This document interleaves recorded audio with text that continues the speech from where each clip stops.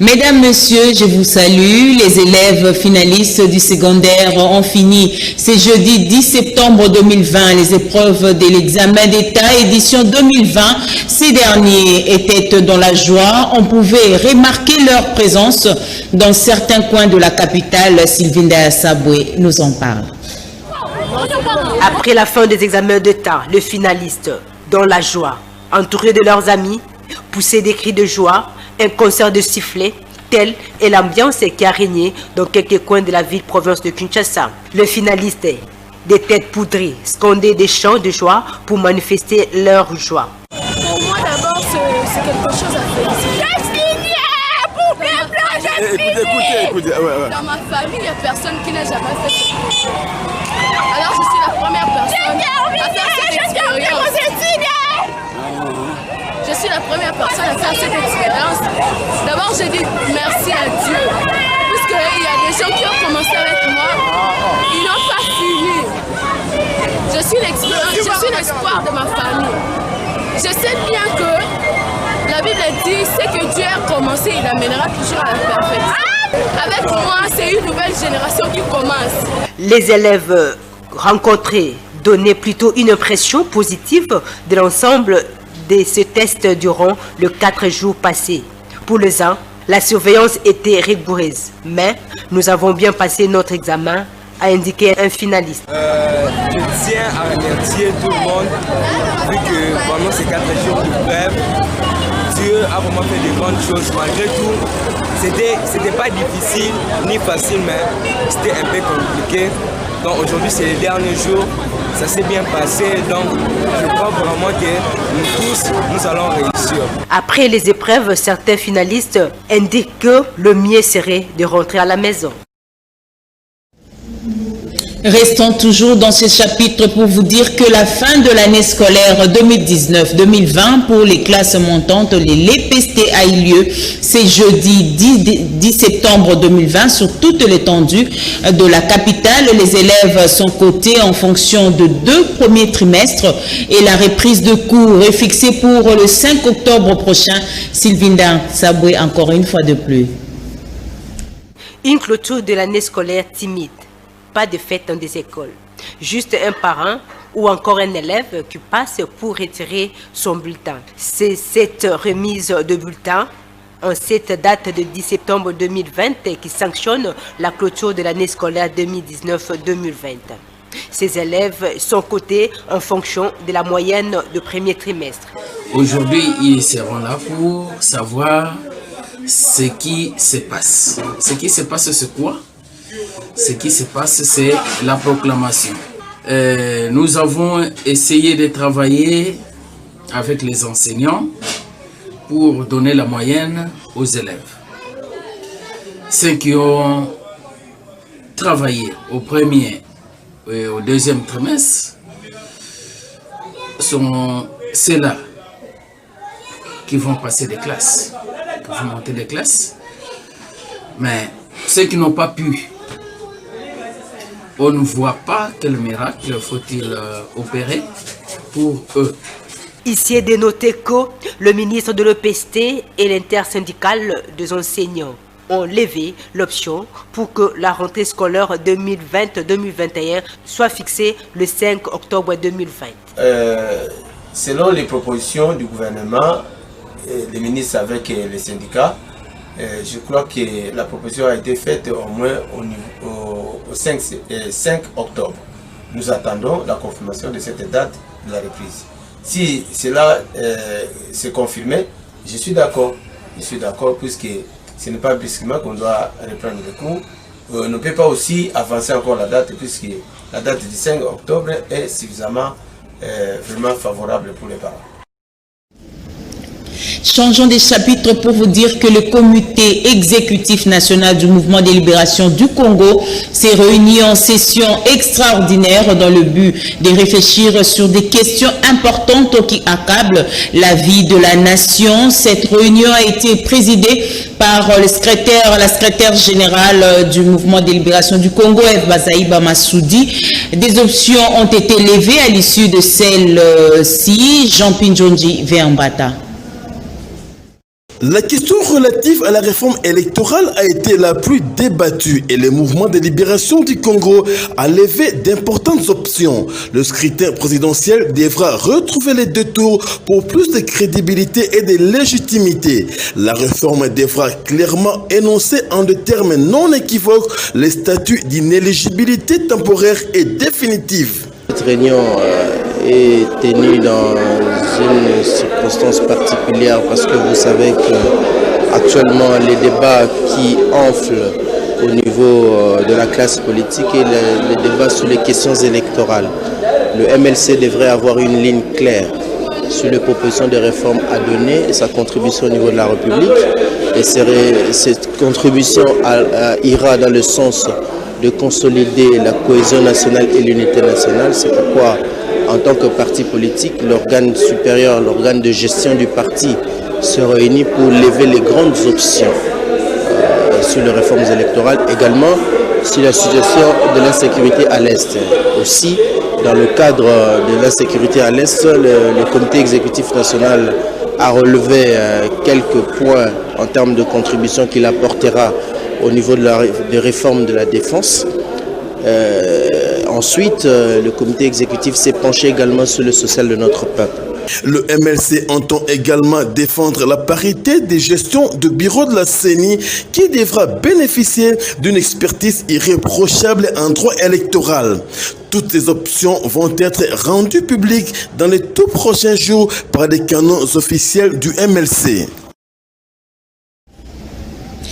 Une réunion marathon à l'interfédéral du mouvement de libération du Congo de Kinshasa, dirigée par les patrons du MLC à Kinshasa, le sénateur Valentin Guérongo, dans l'optique d'explorer les possibilités d'intensifier l'implantation des instances provinciales du parti dans les 24 communes de la ville de Kinshasa. Commentaire Mario Mbongo Veambata. Sous la conduite du président interfédéral, le sénateur Valentin Guérongo, les échanges avec les hauts cadres de l'interfédération de la ville-province de Kinshasa ont duré pendant plus de 5 heures. Les discussions ont tourné sur la redynamisation du mouvement de libération du Congo à travers la ville-province de Kinshasa. Après l'installation du bureau de la fédération du MLC Funa 1, l'interfédération compte amorcer dans un avenir proche les descentes à travers les différentes fédérations du MLC dissimulées dans la ville de Kinshasa. D'où la dernière touche apportée par le président interfédéral du MLC, le sénateur Valentin Guérongo, à travers cette réunion. Mais le point à l'ordre du jour a porté sur la tournée de l'interfédéral à travers les 10 fédérations de la ville de Kinshasa. Et comme vous le savez, nous avions déjà reçu dans ces installations la fédération de Funa 1 et nous avons fait une très brève évaluation. Cela nous ouvre la porte à la descente de ce samedi où nous serons à Mwamba 1. Voilà pourquoi nous avons pris quelques stratégies qui nous permettent de pouvoir descendre à Mwamba 1 pour que la manifestation puisse être une réussite totale et que le MLC soit toujours visible. Au vu de l'absence médiatique du président Jean-Pierre Bemba sur la scène politique, son silence est interprété de différentes manières. Le sénateur Valentin Guérongo répond. Le MLC est un grand parti politique, un parti de grands sages. Jean-Pierre Bemba est un sage. Quand il se trouve dans un village où les enfants sont en train de se batailler, il les observe. Il regarde comment ils se battent, quels sont les arguments qu'ils utilisent. Et le moment venu, il va sortir dans sa grandeur pour dire « Arrêtez ce que vous êtes en train de faire, voici la ligne que nous allons suivre ». C'est ça la position du président national.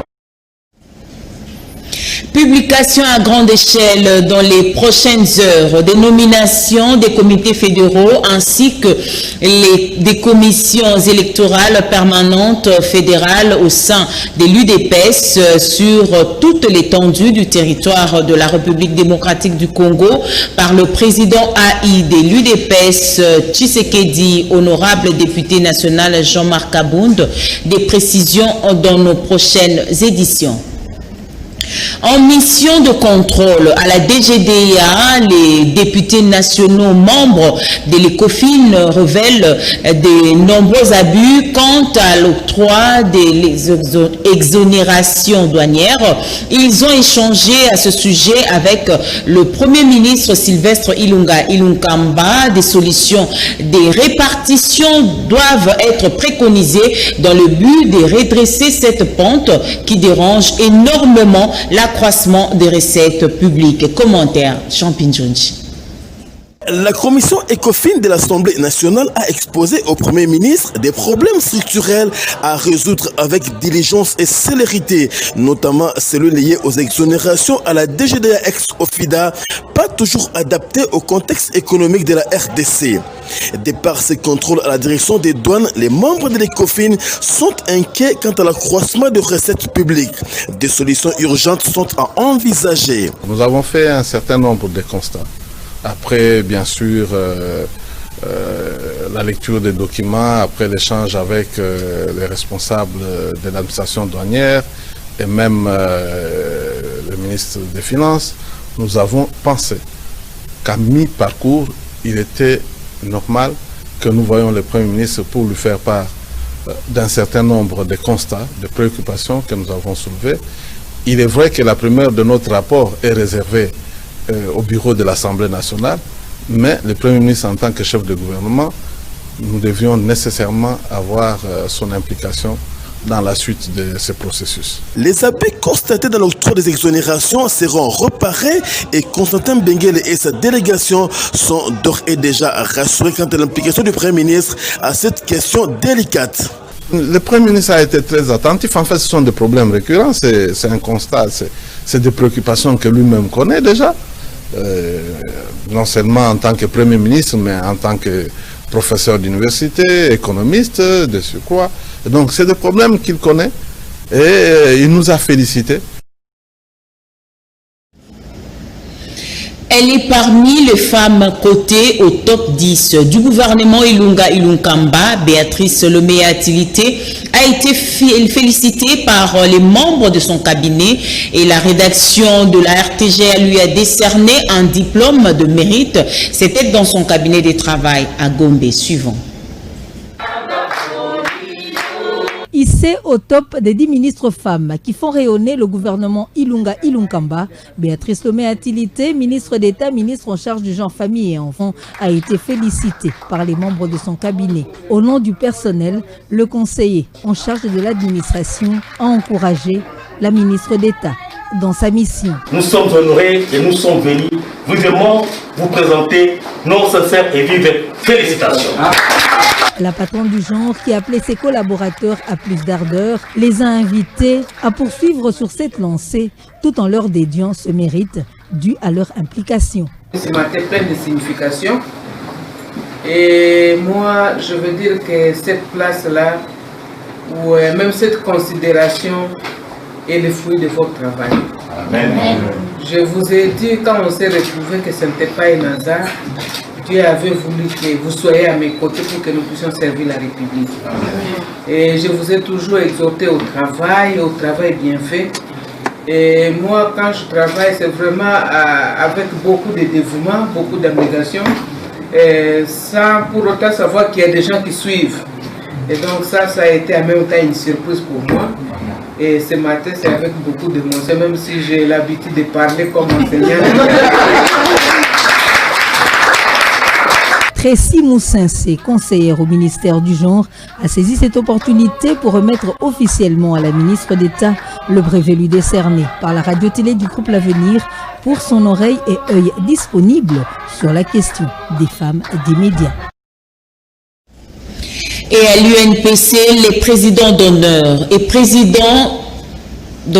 président d'honneur et les présidents honoraires de l'UNPC par les biais de Paul Malembe Tamandiak, ancien recteur de l'ISTI et IFASIC, déplore la confusion actuelle au sein de l'UNPC à travers la gestion de Joseph Kasonga Chilunde. Une conférence de presse animée il y a quelques heures a donné leur position à ce sujet. Commentaire Jean Pinjonji Veambata. Le professeur Malembe Tamandiak Paul a rangé ses gants et a refusé toute langue des bois. Il a été véhément. La crise à l'UNPC s'enlise et est presque devenue une affaire tribale, géopolitique et politique. Les personnalités légalement établies et reconnues sont empêchées de remplir leur mission comme il se doit. L'affaire est devenue tribale, géopolitique et politique. Le comité régulier légal ne peut plus assumer ses responsabilités. Le bureau du secrétaire général est scellé en groupe de 3 personnes entourent le président et un groupe de personnes déjà sanctionnées, exclues, qui n'ont plus rien à voir avec la presse. C'est ces groupes qui exploitent les médias pour nous appeler des ménopausés. Quant au tout prochain congrès de l'UNPC prévu en Moindre dans le Congo central, Paul Malembe est formel. Cette convocation viole les prescrits des statuts de l'UNPC.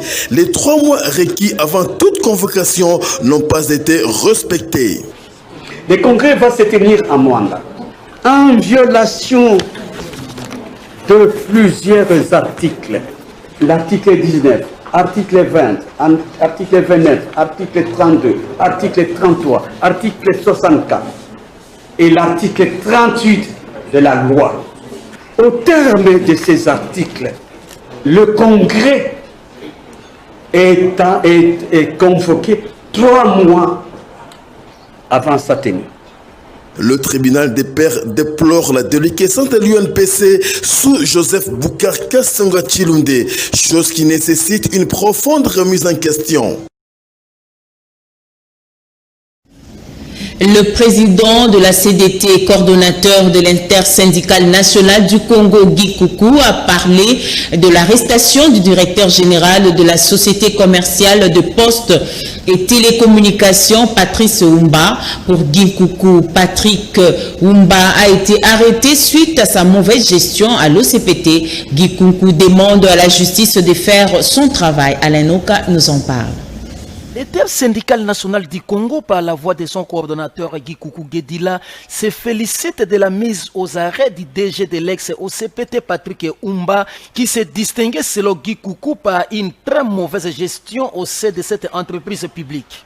Il est arrêté, il est maintenant à Makala. Il lui reproche la mauvaise gestion et puis aussi le développement des structures parallèles dans l'entreprise, d'après les rapports qu'on a fait par mon collaborateur, qui est là d'ailleurs au moment où nous parlons, ils sont à la présidence de la République, ils ont été appelés, parce que depuis des mois, nous avons fait les démarches auprès de la présidence pour qu'on fasse l'audit, non seulement à l'OCPT, mais aussi dans l'ensemble des entreprises de l'État. Vous savez qu'il y a beaucoup d'entreprises qui sont maintenant avec beaucoup d'arriérés de salaire. À l'OCPT, par exemple, on dit qu'il y a 10 mois d'arriérés pour Kinshasa.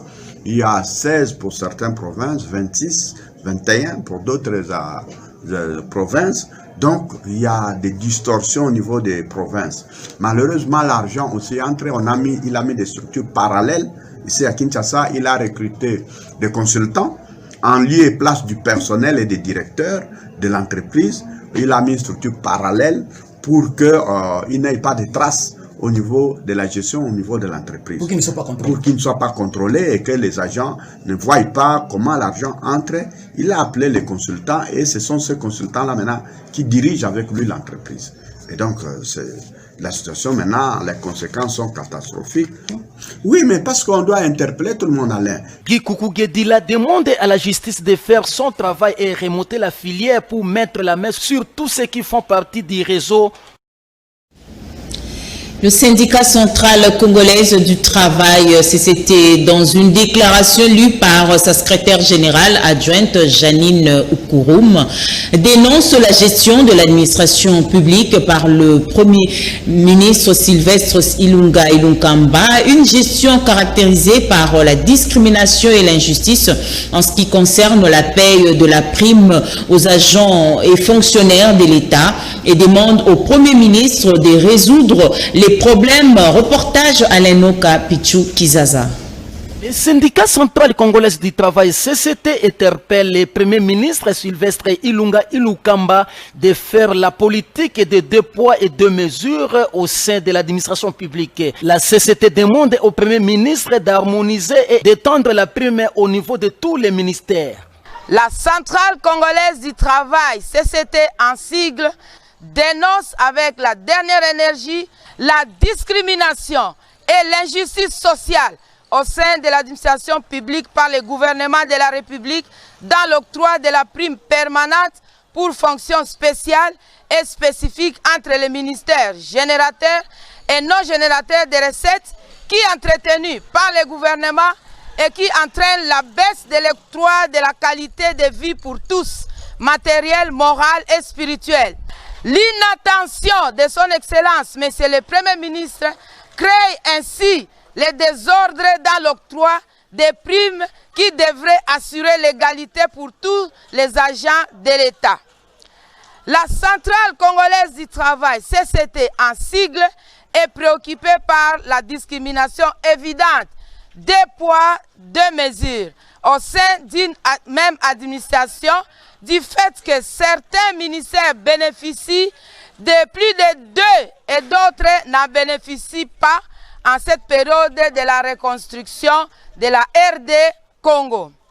À cet effet, la centrale congolaise du travail prie tous les agents des services de l'État concernés par cette discrimination et par cette injustice sociale de se joindre à elle pour des revendications communes afin d'obtenir du gouvernement tous les droits spoliés et violés pendant et après la carrière, au lieu de continuer à privilégier les antivaleurs au cours de la carrière.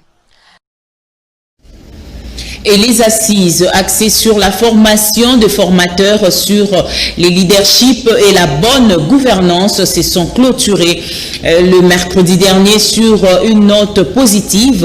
Tout compte fait, le jeune leader de 26 provinces de la République démocratique du Congo ont pris l'engagement à peaufiner les stratégies sur les leaderships de qualité. Récit Sylvie Ndaya et Pichou Kizaza. Les jeunes femmes leaders venant de 26 provinces de la République démocratique du Congo ont envahi la salle de réunion du centre catholique Nganda pour marquer solennellement la clôture de cette formation de formatrices sur le leadership et la bonne gouvernance, organisée par l'association des jeunes femmes leaders en collaboration avec la fondation Mapon. Cette formation a produit d'importantes résolutions dans le sens de faire comprendre à la femme que le leadership de qualité est très important pour son épanouissement et le rôle majeur que cette dernière est appelée à jouer. Pour moi, encore une fois, c'est un plaisir, un honneur de m'exprimer devant vous, non seulement parce que vous êtes l'avenir de la classe dirigeante de ces pays, mais aussi parce que vous êtes les dames qui constituent un pilier indiscutable de la révolution, mais aussi du progrès dans ce pays. Je suis très heureux d'avoir écouté la qualité des travaux que vous avez réalisés, des exposés, des interventions des unes et des autres à travers ces résumés, ces rapports très enrichissants qui a été établi par l'une d'entre vous. Après, s'en est suivi la remise de diplômes aux différentes participantes et un cadeau surprise a été remis au ministre honoraire Matata Pogno. Enfin, la prise de photos a marqué le moment fort de cette cérémonie. Restons toujours dans ces chapitres pour vous dire qu'à l'issue de cette formation, des formateurs des principaux concernés se sont exprimés en mettant un accent particulier sur la vulgarisation des résultats atteints, les mettre à la disposition des autres jeunes, propos recueillis par Sylvie Ndaya Sabwe et Pichou Kizaza. Sincèrement, j'ai beaucoup retenu, notamment sur le leadership. comme le thème est leadership et bonne gouvernance, je pense que la présentation du sénateur Matata Ponyo nous a beaucoup certifié sur le leadership, les objectifs et la vision que doit avoir la jeunesse en général et plus particulièrement la jeune fille congolaise dans le développement de la province. C'est vrai qu'au-delà du leadership, on a appris aussi sur la gouvernance, sur la gestion de biens publics, de la finance, des ressources publiques. Et je pense que ce qu'on a apporté, c'est à restituer d'abord ce qu'on a appris. Ça, c'est une bonne chose parce que la jeunesse de ma province itourienne, c'est une province où la jeunesse est manipulée, où la grande partie de cette jeunesse adhère dans les groupes armés. Mais on oublie que le leadership, c'est une priorité pour que tous, on s'adhère au développement de notre province. Toutes les matières étaient tellement intéressantes. La partie qui m'a beaucoup plus intéressée, c'était par rapport à la gestion de l'administration publique. C'est quelque chose qui m'a démontré que si notre administration publique était efficace, nous devrions également avoir un pays développé, un peuple développé. Et je tiens vraiment à remercier les organisateurs.